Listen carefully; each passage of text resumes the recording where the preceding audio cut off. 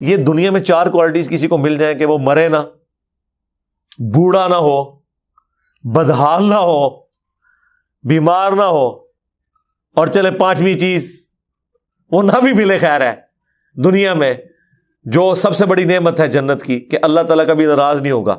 یہ تو اہل ایمان کے لیے نا. جس کا اللہ تعالیٰ کے ساتھ کوئی شغف نہیں ہے اس کے لیے تو یہ 4 چیزیں کافی ہیں. یہ 4 آج اناؤنسمنٹ کریں تو آپ کو بڑے بڑے اللہ تعالیٰ کے عاشقین کا بھی پردہ آپ کے سامنے چاک ہو جائے گا کہ کتنے بڑے وہ عاشق ہیں. جس طرح ہمارے دفتر میں نا جتنے بھی لوگ ڈیفنس کے اداروں میں کام کرتے ہیں نا ان کے دماغ میں نا ایک خناس بھرا ہوا ہے کہ یہ ملک و قوم کی خدمت کر رہے ہیں.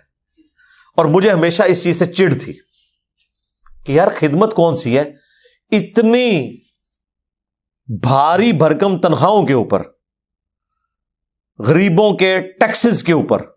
امیر نے تو کوئی نہیں دینا ہوتا، وہ تو ٹیکس چور ہوتا ہے.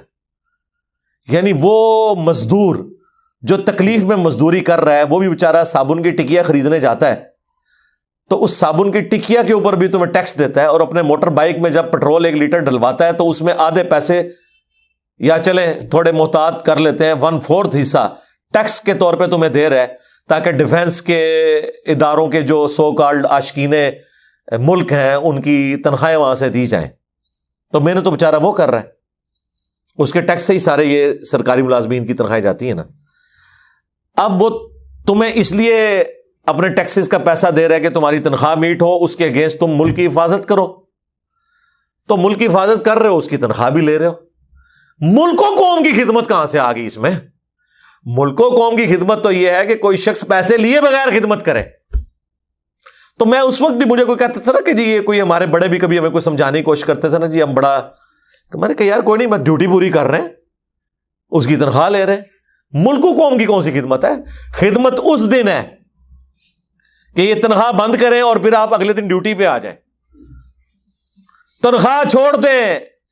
ان دفاتر کے اندر میرے پاس تو چونکہ فرسٹ ہینڈ نالج ہے، بیچ میں رہا ہوں، کسی کی کوئی پریولیجز میں سے کوئی چیز تھوڑی سی بھی رک جاتی تھی نا، ایک وقت میں 2 بندوں کی اگر پروموشن ہوئی ہے، ایک کو انٹائٹلڈ گاڑی نئے والی انہوں نے دے دی، دوسرے کو یہ کہا کہ ابھی نئی اویلیبل نہیں ہے لیکن ایک پرانی اویلیبل ہے، اور پرانی سے مراد یہ نہ سمجھے گا جو ٹیکسیاں چل رہی ہیں. یعنی اس کو اگر وہ 2022 ماڈل دے رہے ہیں، تم یار 2020 ماڈل لے لو اور ڈرائیور ساتھ ہے. وہ کہتا تھا جی جناب ادھر کیا نوکری کرنی ہے؟ قسم خدا کی میں آپ کو بتا رہا ہوں، صرف اس بات کے اوپر. اور وہی لوگ ہیں جو لوگوں کو یہ بھاشن دیا کرتے تھے ملک و قوم کی خدمت کر رہے ہیں. تنخواہ نہیں بند ہوئی، فیسلٹی نہیں آپ سے کسی نے چھینی، صرف ایک چھوٹا سا کام ہوا ہے کہ یار نہیں چلو 1 سال پرانا ماڈل مل جاتا ہے. اور وہ ماڈل بھی تو جس کو پتا ہے اس کو پتا ہے، بیچ میں بیٹھے ہوئے تو نہ وہ فرق فیل ہوتا ہے کہ وہ 2022 ہے یہ 20 ہے، کیا فرق پڑتا ہے؟ ایک جیسے یہ مینٹینڈ گاڑیاں ہوتی ہیں اور پھر اس کی پوری مینٹیننس بھی سرکاری ہوتی ہے، ڈرائیور بھی سرکاری ہے، اور وہ پورے پروٹوکول سے ان کو مینج کیا ہوتا ہے گاڑیوں کو. اس کے اندر ڈالنے والا آپ کو پیٹرول بھی مل رہا ہے. ایک چھوٹی سی کوئی کسی سے کوئی فیسلٹی. اور اس کو چھوڑ دیں، اگر ایک ہی ساتھ کام کرنے والے لوگوں میں سے کسی ایک کو کوئی ایک اسپیشل کوئی پروٹوکول مل گیا کہ اسے مثلاً جب انٹائٹل تھا اس کا کوئی موبائل فون یا لینڈ لائن فون گورنمنٹ کی طرف سے مل جاتا ہے نا، لیکن وہ خاص ہوتا ہے کہ اتنے سال کی کسی کی جاب ہو، وہ اتنے اسکیل میں ہو جائے، لیکن کسی کی ایکسٹراڈنری پرفارمنس ہو، اسے وقت سے پہلے 2 سال پہلے مل گیا. تو یار وہ کسی کا حق تو نہیں نہ چھینا اس نے.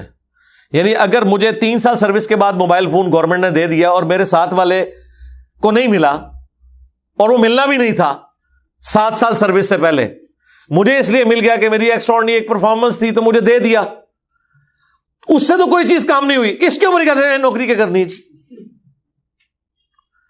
اور کام کا کیا حال ہے وہ آپ چھوڑ دیں. تو یہ میں اس وقت بھی کہتا تھا یار یہ نان سینس باتیں، یہ بات نہ کرو کہ یہ ثواب کا کام ہے کر رہے. ثواب یار یہ وہی کام ہے جو مولوی تنخواہیں چندے کھا کے اور پھر اینڈ میں کہتے ہیں دین کی خدمت کر رہے ہیں. دین کی خدمت نہیں کر رہے، اپنی خدمت کر رہے ہیں. آج تم اس مسئلے سے اتار دیے جاؤ تو تم لوگ اس قابل بھی نہیں کہ تمہیں 10,000 کی نوکری بھی کہیں پہ مل جائے. میٹرک بھی کلیئر نہیں ہے، کہاں پہ نوکری کریں گے؟ لیکن یہاں بیٹھے ہوئے پی ایچ ڈیز کو وہ لیکچرز دے رہے ہیں اور ان کی کمائی میں سے خود کھا رہے ہیں. اور اسلام آباد میں تو آپ اگر چلے جائیں تو کیا کیا فیسلٹیز ہیں، بندہ کانوں کو ہاتھ لگاتا ہے یار. دنیا میں اگر مولوی کے لیے آپ نے جنت دیکھنی ہے تو اسلام آباد کی ایک چھوٹی سی مسجد کے امام اور خطیب کا آپ لیونگ سٹینڈرڈ دیکھ لیں. جناب جب آپ کے گھر کا کرایہ کوئی نہیں، اسلام آباد میں سب سے بڑا ایشو ہے کہ مٹھے سے ماٹھا گھر بھی جو ہے نا وہ 30-40 ہزار سے سٹارٹ ہوتا ہے، تو یہ 40 ہزار تو آپ کی سیلری پکی ہوگی نا. آگے چلے اگر بجلی کا بل بھی آپ نے نہیں دینا تو آج کل تو بالکل گیا گزرا بھی کوئی ہونا 5-6 ہزار سے تو بل سٹارٹ ہوتا ہے. یہ بھی سردیوں میں، گرمیوں میں 10-12 ہزار، اور اے سی بھی لگائے ہوتے ہیں انہوں نے. آپ پریولیجز اگر ان کے گنے نا تو وہ لاکھ سے اوپر ہوتے ہیں. تنخواہ بے شک 20 ہزار ہے، وہ لاکھ روپے کی ساری فیسلٹیز ویل کی ہوئی ہوتی ہیں.